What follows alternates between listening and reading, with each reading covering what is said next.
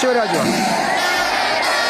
ശിവരാജുവിന്റെ കൊമ്പിന്റെ ഒരു പ്രത്യേകതകൾ, അതായത് വിരിഞ്ഞു നിൽക്കുന്ന, ഇങ്ങനെ ഇരുവശത്തേക്കുമായി വിരിഞ്ഞു നിൽക്കുന്ന, നമ്മൾ നേരത്തെ പറഞ്ഞതുപോലെ മദംഗലീല എന്ന ആനകളെ പറ്റി പറയുന്ന പുരാതന സംസ്കൃത ഗ്രന്ഥത്തിലെ കൊമ്പുകളുടെ ലക്ഷണം അത് പറയുന്നത് തേൻ നിറത്തിലുള്ള കൊമ്പുകൾ എന്നാണ് പറയുന്നത്. ശിവരാജുവിനുമുണ്ട് 312 സെന്റിമീറ്ററോളം ഉയരം. അതെ, അങ്ങനെ വിരിഞ്ഞു നിൽക്കുന്ന കൊമ്പുകൾ, ഇരുവശത്തേക്കും നീണ്ടു വിരിഞ്ഞു നിൽക്കുന്ന കൊമ്പുകൾ.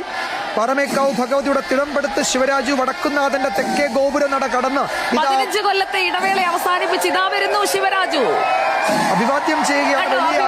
വലിയ ആരവം.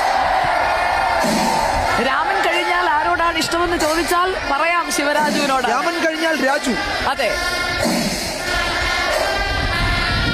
രാജു ഇതാ വരികയാണ്. സുർജിതയ്യപ്പത്ത് കണ്ടോ ഞങ്ങളുടെ തെക്കിന്റെ ദേവരെ? കണ്ടു സുജയ. തൃക്കടവൂർ ശിവരാജ്.